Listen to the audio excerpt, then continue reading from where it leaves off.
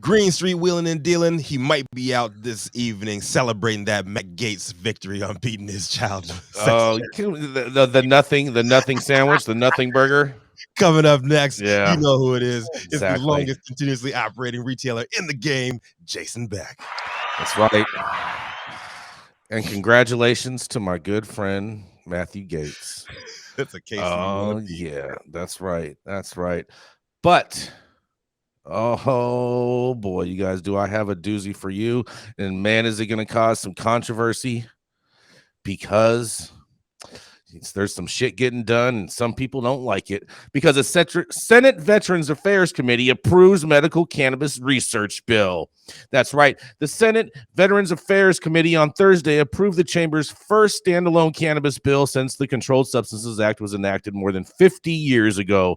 That's right. The measure, the VA Medical Cannabis Research Act, is sponsored by committee chairman John Tester, Democrat from Montana, and Senator Dan Sullivan, Republican from Alaska, and passed during a vote off on the Senate floor.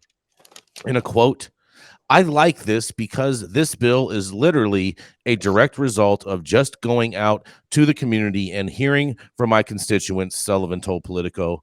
And on Thursday, and at town halls in Alaska, Sullivan said he's heard from veterans saying, "Why can't we do this? Why are all these young men and women coming home from Iraq and Afghanistan getting pumped with opioids when this might be a better solution?"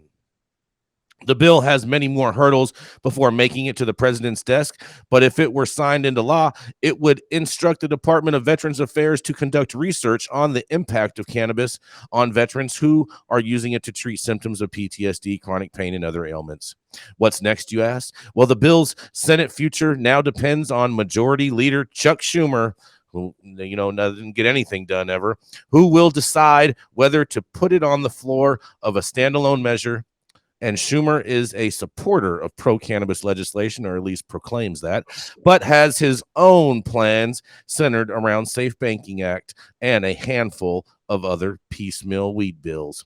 The VA was part of the deal that Schumer and a bipartisan group of senators came to at the end of the previous Congress, though Tester and some industry advocates hope it may still find a place in there. In a quote, "Next is just hopefully getting it in a package that may include safe banking," Tester said ahead of the markup on Thursday. Ranking member Jerry Moran, Republican from Kansas, said he hadn't given any thought to how the bill would ultimately pass. According to veterans advocate Amy Rising, the GOP wants the vets to move as a standalone through regular order, but she also believes it would not derail the SAFE Act if the Senate ended up attaching vets research to that package as an amendment down the road. That all depends on, of course, on if the two parties and the two chambers can reach an agreement on Safe Banking Plus package, which we just talked about yesterday. Senator Steve Daines, Republican from Montana and chief sponsor of the Safe Banking Act, was careful in his responses to Tester's wishes. In a quote, "Anytime there's a bill that starts to get momentum here in Washington, everybody wants to jump on it," Dane said. "It's not about the merits of that legislation or not. It's what path gives us the best chances of getting an outcome," Daines refrained, however, from commenting on what could be included in the version of Safe Banking Act that eventually gets introduced in this Congress. And in the House, the bill has been introduced but not yet listed for a markup. Amy Rising believes that the Senate's quick momentum on the bill could put pressure on the House to also take it up in committee and begin moving it forward, addressing veteran suicide rates and reducing the number of pharmaceutical and opioids that vets are using is a top priority for legislators focused on veterans affairs. And Rising says that cannabis can fit into that.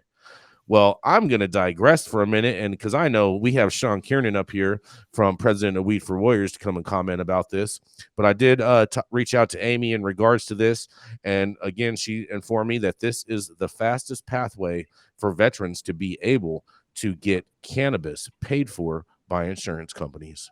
And I'll digress, and this is Jason Beck reporting for the High at 9 News Hour. What do y'all have to say?